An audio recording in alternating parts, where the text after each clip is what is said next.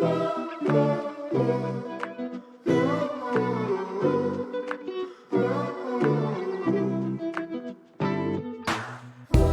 and welcome to Have You Got Your Shit Together with me, Caitlin O'Ryan, the podcast that celebrates not having your shit together. On today's episode, we have Stella Creasy. Stella has been the Labour and Co-Operative MP for Walthamstow since 2010, so someone that you would definitely expect to have their shit together. She is committed to fighting for social justice and working with political activists, academics, lawyers, campaigners and communities across the country to make change happen. Most recently in Parliament, she's championed women's issues and those alleviating poverty, and she's relentlessly pro-European and anti-nationalistic because she believes we can achieve more working together for change than by stoking divisions. She's held a variety of positions within the Labour Party. She's currently chair of Labour Movement for Europe and has campaigned for a continued relationship with the EU and against Brexit-induced parliamentary deregulation. This episode was recorded before the announcement of the general election in July, and we're so grateful to Stella and her team for making space in her hectic schedule so that she could sit down and talk to us at her office in Westminster. I found this conversation really empowering and enlightening. Stella is a force to be reckoned with, and it's a useful reminder that if we want change to happen in this country, we have to be willing to participate in making it so.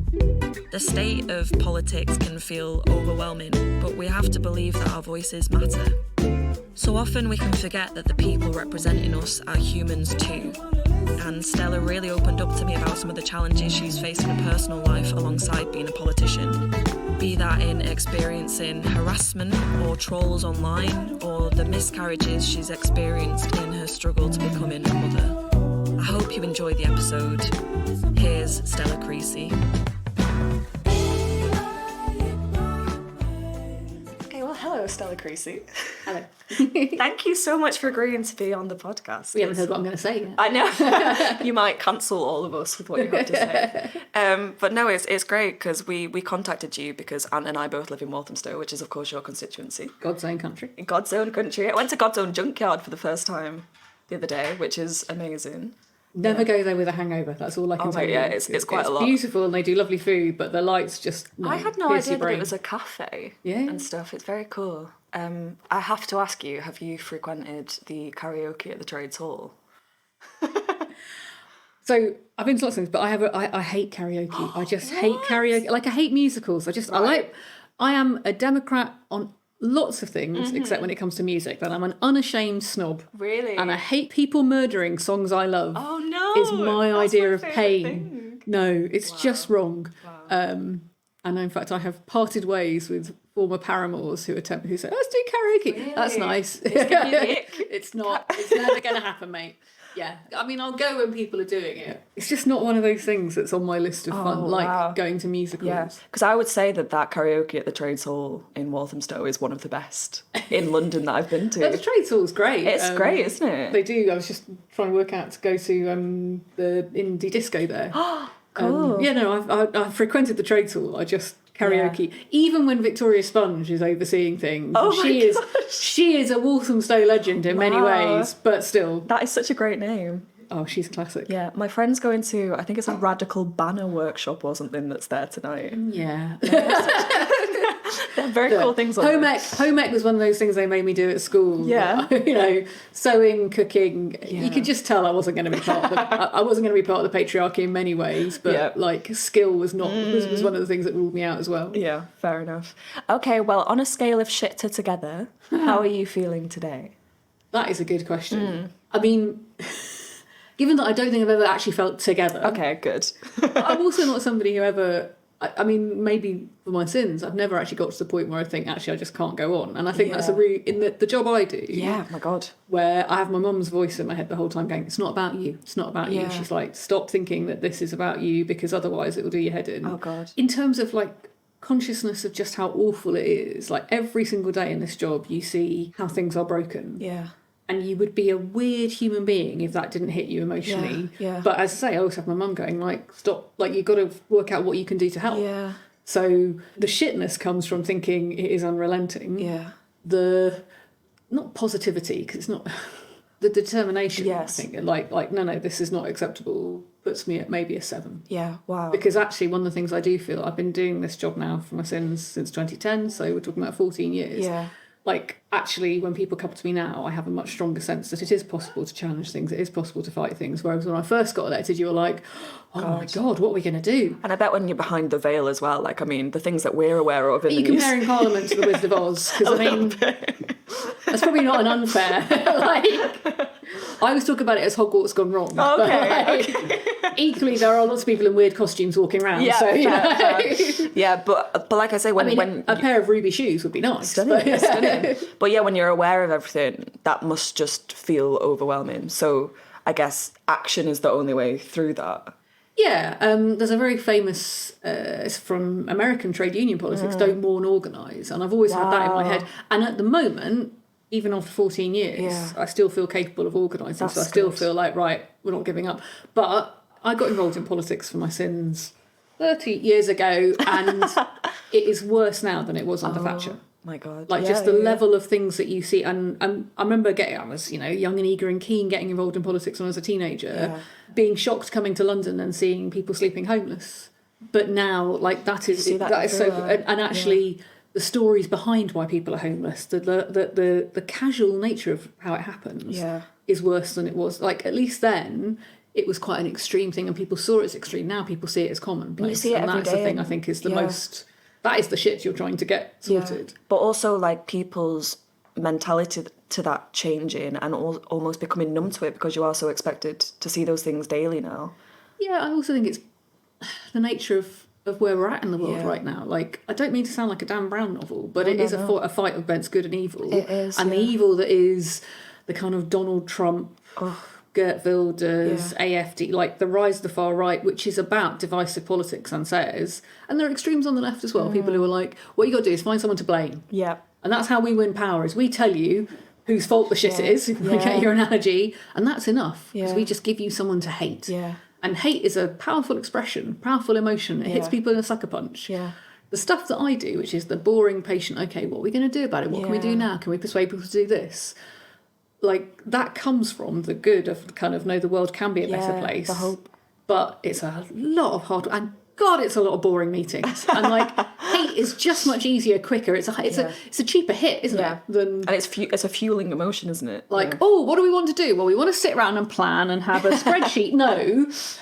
I want to tell you who the world's problems come down to and whether you want to blame refugees or trans people or people who need benefits or women. You know, like, the list goes on and on and on. That's a hell of a lot easier to sell to people. Yeah, the scapegoating. Yeah, totally. And, you know, if you think it's bad now, like, we're looking at Donald Trump coming back. Horrendous. The far right is on the rise in Europe. And British politics has a fight or flight moment. Like, either we're kind of like, we're just going to pretend it's not happening. It is happening. It's influencing things here. It's influencing things on the ground. Yeah. Like I say, I do sound like a Dan Brown novel, thinking that is a big conspiracy. Yeah. But...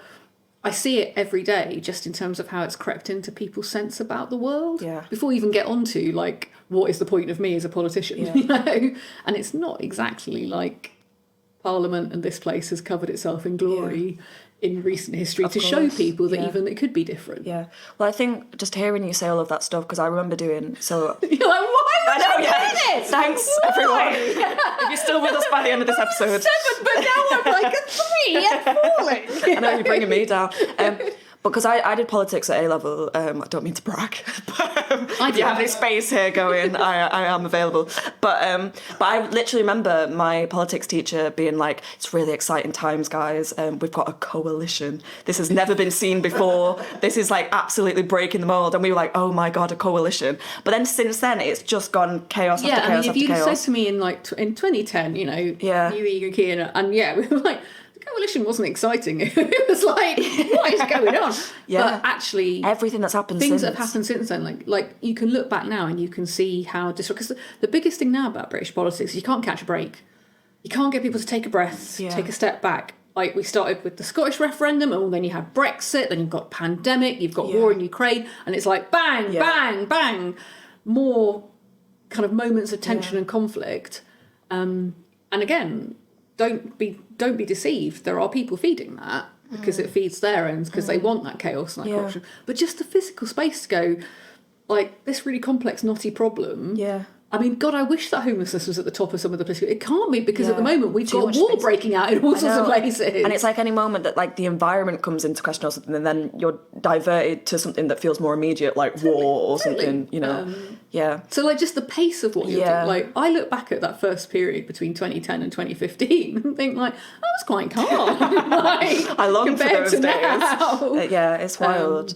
But because I see it like amongst like my generation is the biggest thing for me is like nothing that I voted for has happened, because you know when I became of like voting age, it was when like the Tories first got in, and then it was like we were leaving Europe and all of those things, and I can see it amongst people of my generation. There's like an apathy setting in, because sometimes you feel like your vote doesn't count a lot of the time, and that's the worst. Yeah. Because actually, and this is going to sound really controversial, but bear with me on it, that's right what's happened. Yeah. Right? We did have votes. Yeah. We did have a political process. And, you know, one of the things that worries me is increasingly politics are seen as like a football game. Yeah. And it's like, my side lost, your side. It's like, so what do you do next? Do you give up?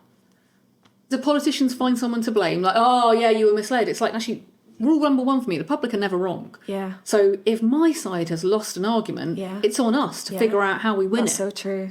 Not to go like, it's rubbish, isn't it? What's the give up. point? Because actually, that feeds the division. Yeah. Right? If you give up on democracy, what's left?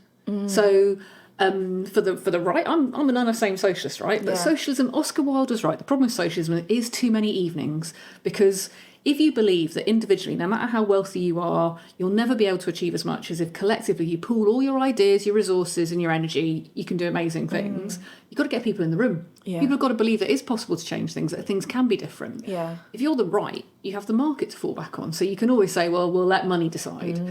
If you're someone like me and you're like, no, actually I want people to be in power, then when people start saying, well, my side didn't win, so that's it. It's like democracy is the start, not the end of the conversation. Yeah. And if we're training people, I always say to people, I'm not a customer complaints desk.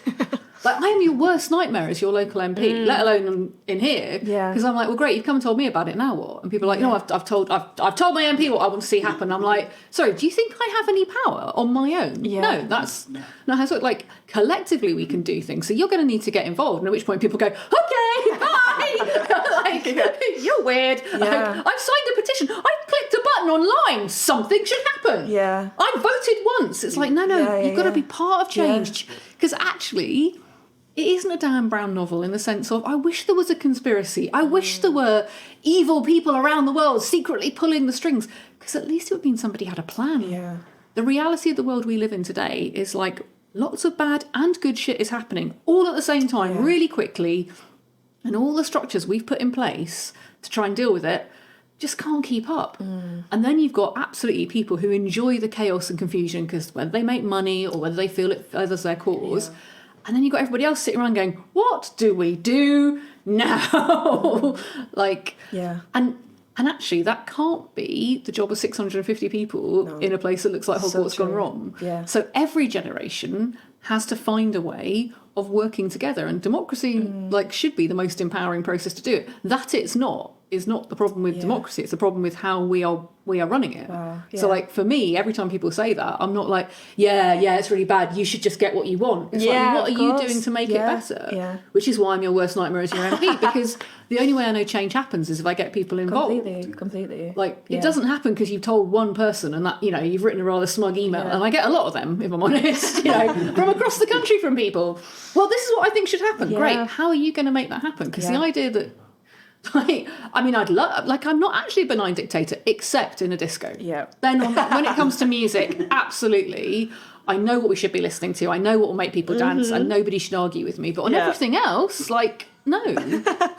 So it's a real worry to me that there's this kind of consumer approach to politics taking place. That's so true. Okay, then, what does having your shit together mean to you? Not grimacing when I see myself in the mirror is a starting point. Okay. Because I've never been a strong point when it comes to fashion, but in this job, people constantly comment, especially as a woman in the public eye, on what you're wearing. Obviously, knowing that my children have actually eaten, had their teeth cleaned, and are in nursery at a reasonable time, that is a good. That's a good start. Harder than you think, actually.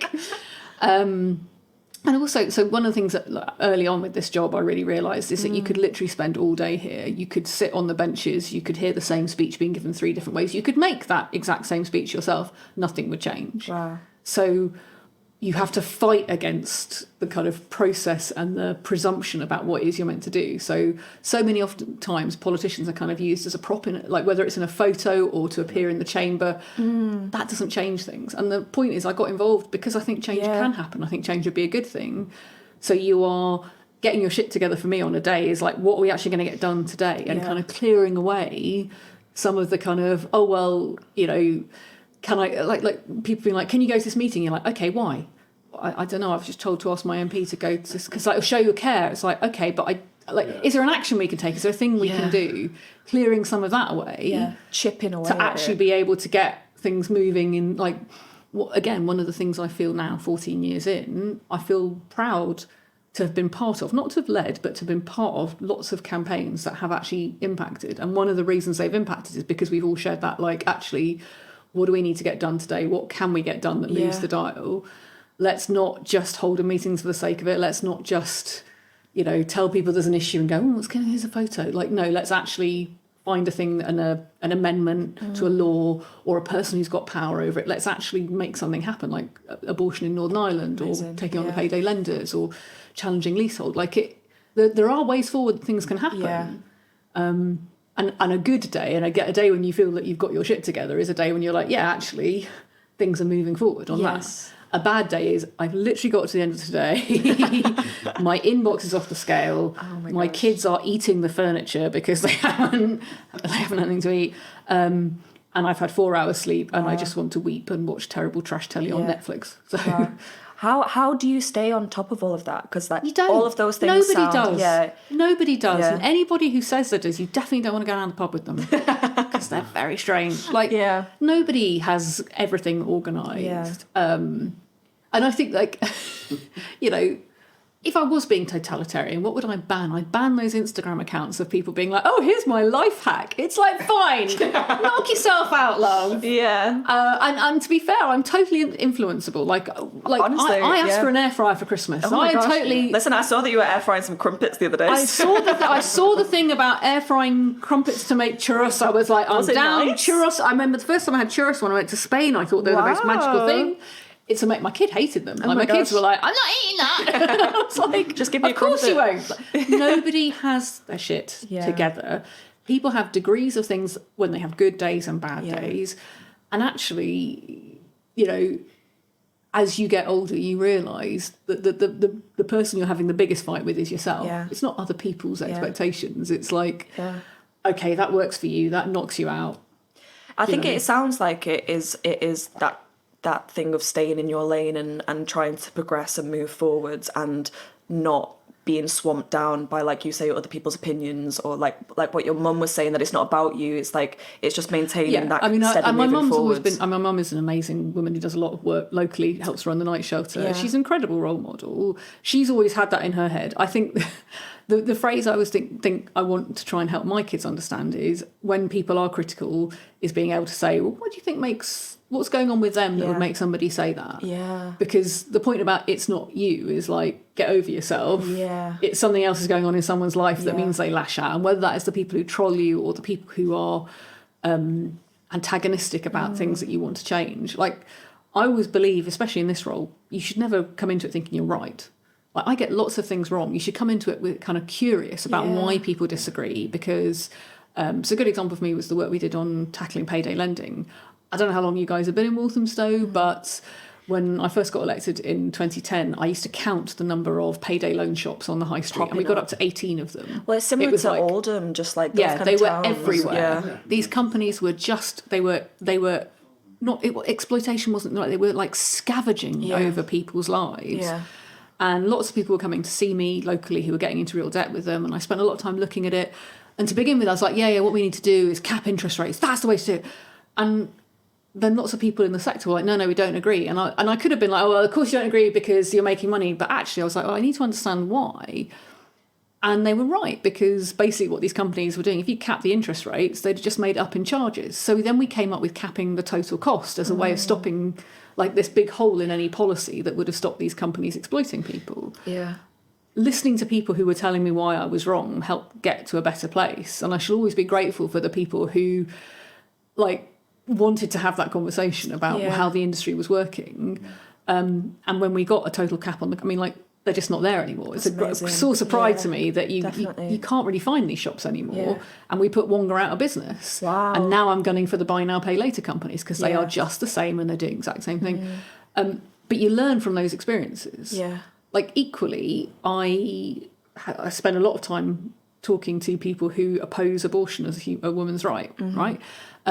I don't talk to the people who want to come and harass local residents who are putting images through, who are telling people to stop, trying to whip up hatred, because that's not debate. I don't learn anything from that apart from they're trying to intimidate me. And I'm like, well, that's not going to work. Yeah. But the people who disagree, like, it's really interesting to talk to them because I can understand where they're coming from, but it also confirms to me that this is the right way forward. Yeah. So, like, talking to people you disagree with can also help you go, no, this is why it matters, as well as, actually, there's something I've missed. We don't have that culture in British politics it's such right a now. shame. Like, when was the last time you heard Piers Morgan go, do you know what, I might be wrong about something? Because there's a premium on people's ego to be right all the time. Yeah, that's so true. And it just makes really bad policy making. Yeah. But It might make good telly, but it makes really bad policy making. But it is that lack of curiosity, like you were saying, but also like a lack of compassion. I think when you're able to look to people and question why they might be trolling you or something like that, what is going on within them, that's compassion as well, I think. And I think, like I say, I'd love to, my kids are toddlers at the moment, so they don't really do really think, but just thinking about I must agree with what they're doing, but just understanding that the probably the issue is not with my kid, it's with the person doing this, and thinking about that also takes them out of the equation. And I just think that's a really interesting frame of line to think about. It's like, what is going on with this person that they feel the need to lash out, rather than why am I getting all this grief? Because actually, the truth is probably somewhere in between. The truth is we can all be wind-up merchants at some point in our life, but also there are a lot of people right now with a lot going on, and sometimes they say and do bad things, and that is on them. Yeah, completely. Okay, well, before the podcast, we asked you to think of an object that makes you feel like you've got your shit together.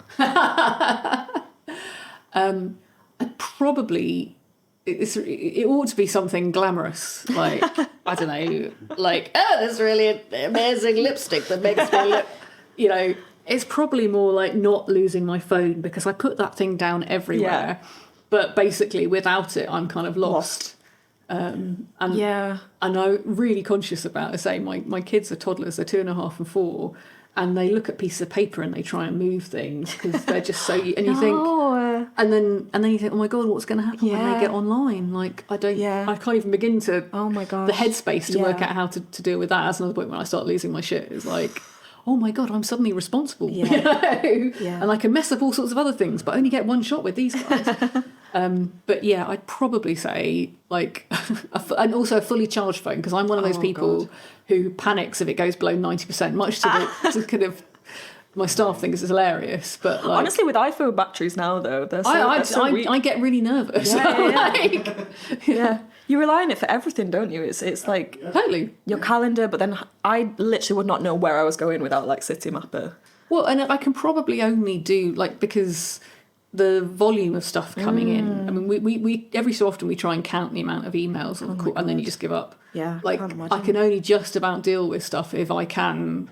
I get sometimes people being like, "I turned on television. I thought you were playing with your phone." You're like, "I'm literally responding to your message." Wow. Because I'm going to have to sit around for 4 hours waiting to speak for 5 minutes. Oh my gosh. So if I'm going to do that and sat in the chamber, at least if I've got my phone, I can sort of get through things. Yeah. So yeah, it ought to be like, Chanel. No.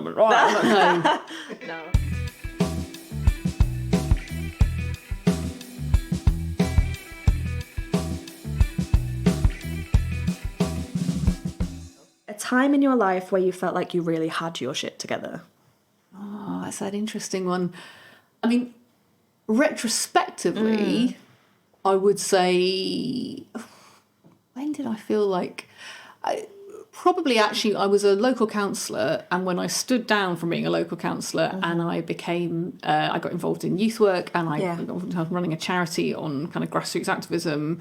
But I also, frankly, got back some of my 20s because I'd been studying and working in the local community and also trying to, I was trying to complete a PhD. Everything was going on in my life, and I was just sort of managing to get through it all. Yeah. And then I had this period where I actually had a life. If I look back on it now, that was probably the most together. It was a bit more balanced. Yeah. Balance has never been a great part of my life. It doesn't sound it. But just having that time and just to enjoy, because London is an amazing city. To go out, go clubbing, see your friends, have a life, enjoy the ups and downs of. I make it sound like Dawson's Creek. It's not, but I just mean if I look back now, because I also think what was my biggest worry then, compared to now. And it was only quite a small period of time because. I had thought, right, I'm gonna have a life. I'd been doing so many different things at the same time. I'm gonna find. I think I'd finished my PhD. I got involved in youth work, which I really enjoyed. Really loved working with young people. And then my local MP said he was standing down. And of course, that's where I lived. And I was like, if I don't stand, I shall always regret it. So there was only a very small window where I didn't really have that much responsibility, but I could just enjoy. What now I realise I was young, but at the time I was like, And was politics always something that you knew that you wanted to get into? It wasn't as a kind of. It's more that I say my mum and dad live in Walthamstow, and they will always regret it that they said to me, "What are you going to do about it?" When I was like, "The world is unfair," because they were always, "Well, don't just whine about it. What are you going to do?" And now they have to live with the consequences. Although I meet people in the street who say, "Oh, I was going to come and see you about something," but then I met this woman and she said she'd have a word with the MP, and it's like, yeah, that's my mum. It's your mum who's in your inbox saying, what are you going to do about this? She's like, it's not good enough. I think so. I grew up in Manchester, which was very multicultural, very liberal. Everybody I knew thought Margaret Thatcher at the time, that's how old I am, was a bad thing, and then it was this John Major guy, and then moved to small town Essex, right? And it was a big culture shock for me in lots of ways. I moved at the worst time for me, kind of. It was just getting into Manchester. I was very much into my indie music, and then we moved to small town Essex, and I'm like, where's everything gone? Because it was a small town compared to Manchester and all the things that were going on, and suddenly I was at school with people who were incredibly right wing to me, and would say things like, well, of course everybody who doesn't work shouldn't get any money, and I was like, no, it's not as simple as that, because I'd grown up around a lot of families who were struggling. My mum, when she was working, was the head teacher of a school for children with emotional behavioural difficulties, and it was residential. So I knew a lot of the kids. I knew their histories. I knew their families. I knew the grief they were getting and the problems they were having. And then suddenly being in this environment in Essex where people were completely kind of judgmental and dismissive of people, I was like, well, that's just wrong. And I had a fight or flight moment, because you either, assimilate because you're a kid. I mean, as I think I was saying to you before, I had a very strong northern accent. I walked into a playground, called somebody a Wally, and then didn't live it down. Was like, oh God, I'm gonna have no friends. So I lost my accent, but it strengthened my political kind of interest. Yeah. But at that point, I was really involved in lots of kind of community campaigns, and actually the kind of big moment for me, and this is going to make me sound so old, is. A lot of my friends got involved in campaigning around live animal exports, because at the time there was this big thing about all these trucks of sheep going out to the ports and how distressing it was to see it. And I remember the local Labour Party saying, well, if we win control of the council, we'd win control of the port, and we'd say it couldn't happen here. And I remember arguing with my friends at school, being like, well, we could make this, and they were like, no. What's really important is we go and, stand on the docks and protest. And I was like, yeah, but that's 6 o'clock in the morning and shouting at sheep or actually the thing, and they didn't win, so they didn't change the port. And, it was a real kind of moment for me. I was like, oh, okay, what really matters is working out where things get changed, not just what change you want to see happen.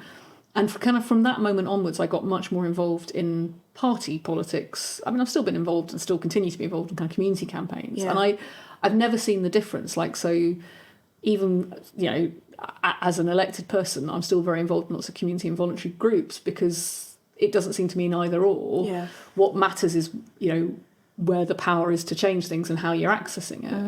And in that sense, so I'd already been a local councillor, but I've been a local councillor. I've been working here to pay for I was doing a PhD by then. I was in psychology. I was like, So at the start of my 20s, I did go out, but I also had Cerys Matthews in the back of my head going, you could survive on 4 hours of sleep. It's fine. Not true. Whereas, so roundabout way to say, I guess if I look back now, it was inevitable that I would go into something political campaigny. Yeah. But frankly, the opportunity to be an MP is 90% luck, because it's down to people to select you to be their candidate. It's down for you to being chosen to be, and obviously The space becoming available. and you have to contest it. Yeah. So I had to stand for selection. I had to convince the Walthamstow Labour Party they wanted me, and I was 30-something woman at the time. So everyone said, "Oh, you've got to look older." They made me have this haircut. They made me look like Dolly Parton. It was awful. No. It was like, you've got to make yourself look older than you are, because people won't. A young blonde woman, of course, nobody will think you're capable. And I was like, okay, so you're up against all of that stuff. Don't call them Wally. Yeah, definitely don't call people Wally. And it was very competitive, because it was an all-women shortlist. The other women were absolutely amazing. Wow. Like, when people would say, "Oh, all shortlists, they're bad," I was like, you didn't meet the women I had to beat. They were incredible. Yeah. But, had I not been chosen, would I have gone? I don't know. Yeah. Because by that point, I loved Walthamstow. I loved the people there. Like, it reminded me of Manchester, actually. It was the first place I'd really lived in London, where people would just stop you in the street. That's what I say about it. Yeah, they stop you in the street because they have an opinion. Now, in my job, they're like, yes, I know. Yes, yes, I know the escalator is broken. Yes, I know we need a new lift. Yes. Like, that sense that things could be... that's what I loved about youth work as well, because you see change happen before your eyes. Of course, then you realise how old you are as well. But, I guess I will never know, because sliding doors, isn't it? I went through that door and I got selected, and I've been lucky enough to be Walthamstow's MP since 2010. Amazing. And I still love it. I wonder if that's a touch of the northern in you as well, because I definitely think northern people have a real sense of injustice and standing up for what they believe in. And well, I did go through a period in my teens where I thought it was basically me, my mum and dad, my brother, and Billy Bragg were basically the socialists around in Essex. Wow. Like, Billy Bragg was kind of totemic to me in Colchester, because there weren't that many, and I knew that Labour was going to win the election in 1997, because in my school in the early 1990s, people had gone from being like true blue-dyed Tories to kind of reject. And I thought, my God, if that's happening here, something's happening. Yeah. Wow. And the irony for me now is, like, the MP at the time was a guy called Bernard Jenkins. And he's still an MP now. So Bernard talked about... So Bernard is a Brexiteer. Like, we disagree on lots of things. We work together on women's rights, actually. He's very pro-abortion, which is interesting. But he got up and made this speech about how he was lobbied by a 15-year-old girl about the tampon tax and why it was unfair that tampons were classed as luxury. And now, as a Brexiteer, he was... And I was like, that was me. Yeah. And he's like, yes, it was you, wasn't it? Oh, my God. That's crazy. So, if you retrospectively piece the pieces together... and the irony of that time he came to the school was the head teacher told me she would exclude me if I continued to ask questions, because I was kind of... He'd come to talk to the girls at the school about how great his job was, and I was like, right, Mr. Jenkins, it's not fair. Who else would employ me, I guess, is the other question. Politics chose you, it sounds like. Okay. Who would want to deal with me? Okay, a time in your life where you felt like you really didn't have your shit together. Oh... Where'd you start? Actually, I would say, and I was thinking about, because you were asking questions about pictures and things. So I struggled for a long time to have children. Okay. And I was doing this job, and it was also during all the Brexit negotiations. So it was a really controversial, really hot... this place was really at loggerheads. People in the same political... Like, proper fisticuffs, not just like... a few snarky, shady comments, like full on. This place was really, but in the middle of it, I was going through a kind of very intense, like I had a lot of miscarriages, a lot of false starts, and that can really suck the soul out of you. But obviously, I was also trying to keep going because there were lots of really important things going on here. Oh my gosh, yeah. And trying also not to let down people, so not to miss stuff like the basic casework stuff for my stuff, and that I knew at the time I wasn't together. And if I look back on it now, like somebody should have taken me down and said, look, it's okay. You can, just go on a holiday. Just like stop beating yourself up because I was really, really miserable. Yeah. Above all else, because I just thought this thing I've always thought, was part of life may not happen for me. And anybody who's been through that journey, whether it ends with children or not, or different choices that they make, just knows it's so introspective. And kind of, there are pictures of me, and it's this weird thing, like there are pictures of me miscarrying at public events because I'd organised, like we'd had stabbings in Walthamstow, so families had lost children and we'd had big public meetings, so I couldn't let people down. But at the same point, really, I was in no fit state to lead that conversation and to be... And there was a woman that night who, like, we'd had to reorganise because we'd had to get a bigger venue because more people wanted to come, and so it was slightly later. And she was haranguing me about how... and she started on social media on Facebook, and then she turned up in real life, and her big grief was because we'd moved it around, she wouldn't be able to take her daughter for the McDonald's that she promised her, and I was letting down her daughter, and I was thinking, and I'm standing here and I've got to go into hospital tomorrow and have a procedure because my baby's dead inside me. And this woman over there, like, we're here for someone who's lost a family member, like, with the greatest, I will buy your daughter a McDonald's another day, like, let me just get through this meeting. Now she didn't know. She had, like I say, you got to think what's going on in her life. I mean, and that's the thing about this place, you can have people who you have huge political disagreements with. What makes me sad is when people have lost the sense that that's still another person. So, exactly. This week alone, a Tory MP who I've always got on with very well, but I disagree with him on stuff, he's had to stand down because the level of threats to him and his family life is just too much. That's an awful space to be. And just on a personal level for him, what thought headspace you've had to go through like that.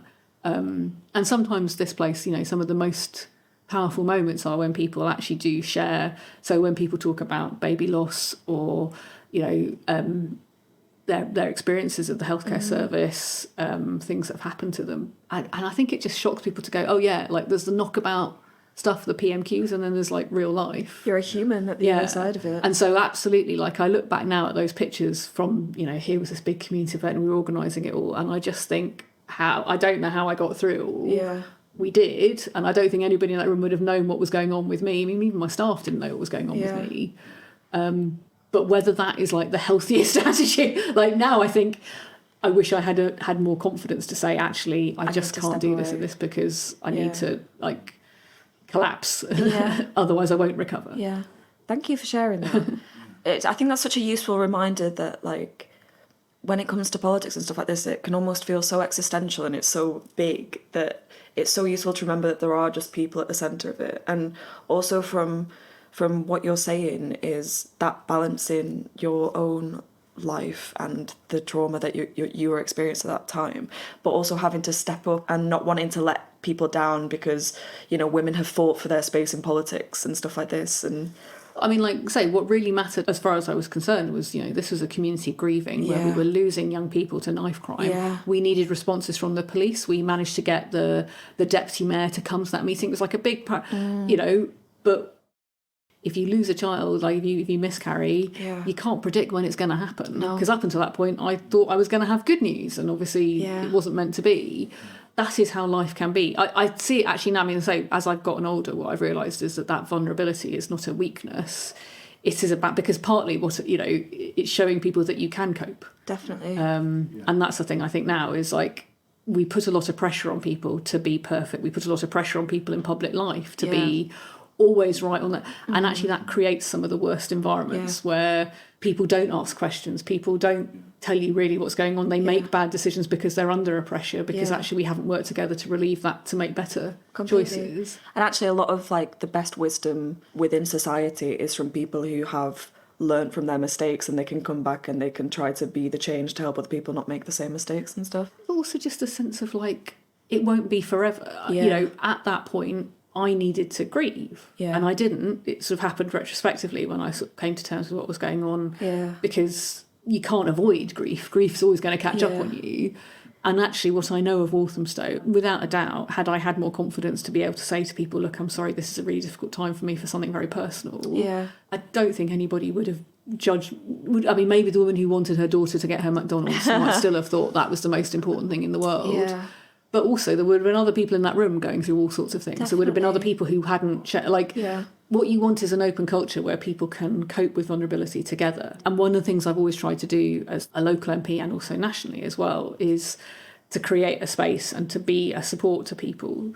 And to be a support to people who wouldn't necessarily expect it. So people who might disagree with me politically, but if something awful happens to them, to be the person who can be supportive and helpful, because actually that's how you move forward. Mm. Hey, Ant. Hey. You do a great job in editing this podcast, might I say. If people like the podcast, what do they need to do? Like it. What else? Follow it on social media. And then what? They could share it with every single person they know. Thanks, Ant. You can go back to your corner now. Bye. Okay, 3 things that make you feel like shit. Losing votes. I can't lie, like losing, not making as much progress, because I'm impatient. Mm-hmm. Go back to my mum. My mum's always saying, you've got to slow down because I think at 1,000 miles an hour. And when you don't win a vote, you're like, oh, no, I really want to get there. Oh, I'm going to make the progress. The campaign to get misogyny taken as part of hate crime has taken twice as long as I'd want it to. And it just felt like shit every time we lost a vote on it. We didn't make, or we got done over by a government minister. Absolutely. Like, I'm not going to lie. Of course, that is frustrating. Yeah. The point is that you don't get hung up on that. You go, okay, how do we keep going? Or what do we need to do differently? So that's number one. Second, would I say getting old? No, it's not getting older. It's realising that I don't like anything that's in the charts today. It's like, why doesn't anybody play a guitar anymore? Where's the indie music? People doing cover versions and being like, that's the original. No, it's not. No. That's the thing that drives me. When people are like, oh yeah, Adele's song make you feel like, no, it wasn't Adele who wrote it. No. Oh God, I've become one of those old farts. Oh God. What else makes me feel like shit? Oh, look, I'm human. When people write catty things or horrible, especially personal things, like, it would be weird if it didn't hurt. Of course. It's just like that kind of, okay, some of this is a knockabout. Yeah. Like, one commentator recently wrote that I was the Nadine Dorris of the Labour Party. I'm not going to lie. Wow. That did go, I was like, ouch. I mean, that is proper Mean Girls territory. Where is Tina Fey when you need to... But, having the resilience to be like, okay, what's going on with this woman that she felt the need to be like that. Yeah, definitely. There's definitely a lot of kind of back of the bus stuff in this job where people are like, you can't sit with us. And you're like, all right, where does the resilience, I've got my own friends. I have my own sense of stuff. Like, really, if I'm not on their Christmas card list, I will live. Yeah.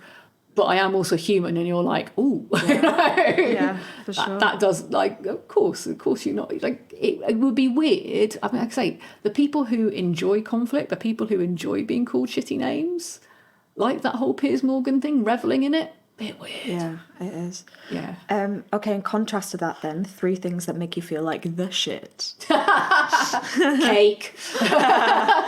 Yeah, Walthamstow's full of places that make really nice cakes. And actually, even on, like, some of the roughest times, say, there was a man who reported me to social services because he didn't like my politics and triggered an entire investigation into whether I was a fit mum, which, anybody who has... like that neurosis about am I good enough to my kids, as bad enough as it is, actually being investigated for it. And his entire thing was that my views would be damaging to my children. Oh gosh. He caused an investigation. My kids still have a record. It causes huge disruption in their lives. Eventually we managed to get him taken to court because even though the police originally were like, well, he's entitled to his view, I was like, he's not entitled to pick on my kids though, is he? That, and I knew that was coming, and I knew there would be scrutiny, and that even if people think that's terrible, it's going to linger. Like, well, are you a good mum? Are you? Might you be a problem for your kids? Yeah. And I was in one of the local cafes, and I'd ordered pancakes for me and my daughter because, like, we then eat like lots of carbs. And the waiter brought over a note. And it was somebody I don't know in Walthamstow who's just like, I just want to say, really appreciate what you do and hope you have a good afternoon. And they paid for my food. It wasn't like oh my God. It was just, it's just pancakes and a cup of coffee, but it was just like that made me feel absolutely. I was like, because also it came just before, like me and my daughter were having pancakes to kind of cheer ourselves up because we knew this court case was coming and we knew it was going to be in the press and we knew it was going to, so it was like that. Yeah, like cake and people taking the time to be nice is like you can't beat it. Absolutely. And Walthamstow is full of both. So Walthamstow makes me feel like the shit as well. Right. That's lovely. Okay, something that makes you lose your shit in a positive and a negative way. Oh, technology. Okay. Oh God, and I hate it because I am becoming, like I say, just like when I look at the charts and I'm like, what? Find a chorus for God's sake. Like if I can't, and what I really hate now, what losing my shit is people younger than me then trying to explain how things work. Oh boy. Because I'm like, hang on a minute, I used to be, oh no! Oh my gosh. That meme of Steve Buscemi going like, hello fellow kids, like that is my worst nightmare and it's in my head all the whole time. But technology TikTok absolutely is doing that to me. That's the first thing where I feel like I'm too scared of it. So we were all told not to join TikTok because of the risks of like what was going on. I don't actually know something that's true, but now I just don't have the physical time to produce content for so many scrolling. But like if I can't make and these computers in this place, the parliamentary technology is terrible. But the presumption is that I must not be technologically literate rather than the computer is broken. And that's the thing that comes with old age. And that just, you're like, no, it's not me. I have not pressed the wrong button. Oh my gosh. Yeah. So that, you can hit, makes me lose my shit. Modern technology, inanimate objects, printers. Wow. Printers that do not connect. Yeah. Like, they were sent to try us. Wow. Yeah. What makes you lose your shit in a positive way?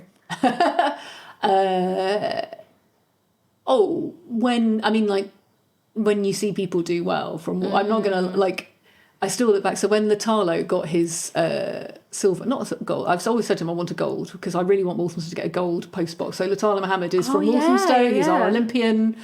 And we had like a victory day celebration for him in the town square. And I remember him getting, because he wasn't sure if anybody would come. And there's people there. And as he came up, we were playing Heroes by David Bowie. And it was just like, it was amazing. But I do want a gold postbox. Oh, yeah. So, and he couldn't compete in Tokyo in the end. And I was like, I'm so sorry you're injured. But, because, brilliant, amazing young man from our community who's gone on and it could be an Olympian. I quite... When people from Walthamstow... Ash was on the Traitors recently. I'm very protective of Walthamstow people. Also, if people want to leave, it is like The Prisoner. I send a white balloon after them. But when people from Walthamstow do well, I love that. I love boasting to other MPs. Yeah. When we beat Dulwich in the Village in Bloom, I was like, I was on a Tessa chat. I was like, yeah. She's like, Stella, what are you talking about? Because Tessa was one of the most beautiful, kind, lovely people, and there's me going, in your face.